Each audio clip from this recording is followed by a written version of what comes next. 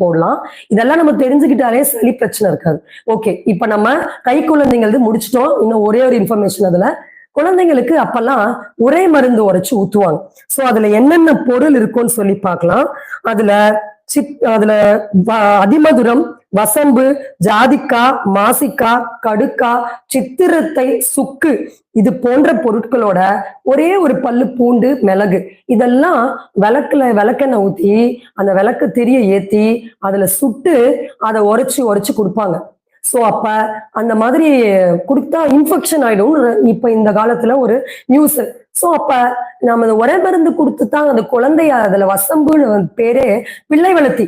So அப்ப நம்ம அதெல்லாம் கொடுக்காமயே குழந்தைங்களை அந்த கட்டை கல்டிவேட் பண்றோம். சோ அப்ப நார்மலா அதுக்கு ஒரு 5-6 இயர்ஸ் ஆகும் போதே அந்த இம்யூன் சிஸ்டம் பாதிக்க ஆரம்பிச்சிருது. சோ அப்ப உரை மருந்து என்பது நம்ம கண்டிப்பா ஒரு பக்கத்துல ஒரு சித்தா டாக்டர்